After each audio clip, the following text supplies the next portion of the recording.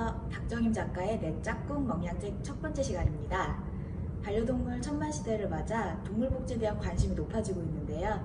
이는 반려동물 소유자의 책임을 강화하고 동물복지에 관한 인식을 높이는 방향으로 지난달 14일 농림축산식품부는 2차 동물복지 종합계획을 마련해 올해부터 5년 동안 추진하기로 했는데요. 이번 종합계획은 동물보호법에 근거한 법정계획으로 2015년부터 지난해까지 시행한 제1차 동물복지 종합계획 이후 두 번째 계획입니다.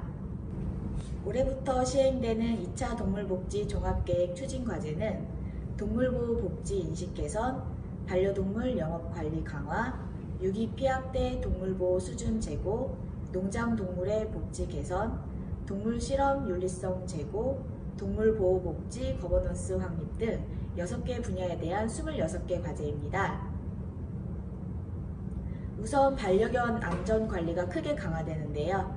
맹견 소유자에 대해서는 보험 가입이 의무화되고 외국에서 맹견을 함부로 들여오지 못하도록 수입이 제한됩니다.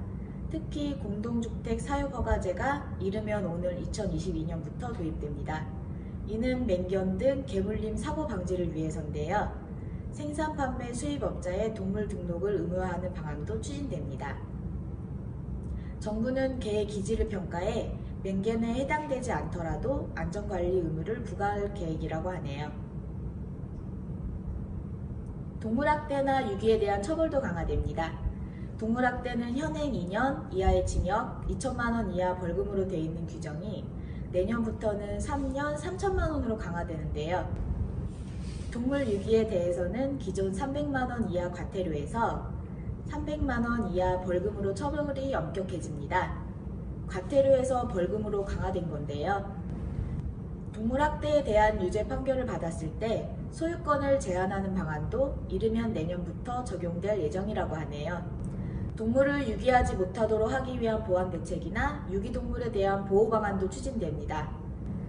우선 지자체 동물보호시설에 대한 관리가 강화되고 지자체 동물보호센터에 대한 실태조사가 올해 이뤄지게 됩니다.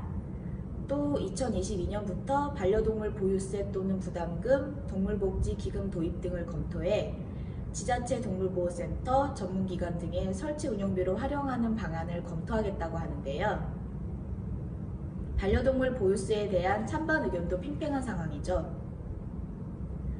또 동물학대 우려가 있다고 판단되는 경우 지자체가 해당 동물을 격리할 수 있도록 하는 방안도 시행되는데요.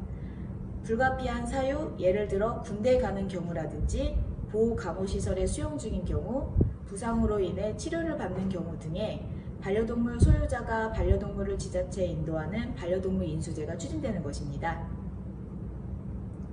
정부는 반려동물 인수제에 대한 법적 근거를 내년까지 마련한다는 방침인데요. 또 정부는 논장동물의 복지를 개선하는 방안과 동물 실험의 윤리성을 높이는 방안도 추진할 계획입니다. 지금까지 바뀐 동물복지 종합계획에 대해 알아봤는데요. 반려동물 천만시대의 동물에 대한 보호와 복지 수준을 꾸준히 높여나가는 노력이 필요할 것으로 보입니다. 여기서 제일 중요한 것, 그건 무엇보다도 반려동물을 바라보는 여러분들의 시선이 아닐까요? 지금까지 박정임 작가의 내 짝꿍 먹냥잭이었습니다. 다음 시간에는 반려동물 보호수에 대해 알아보겠습니다. 먹냥잭!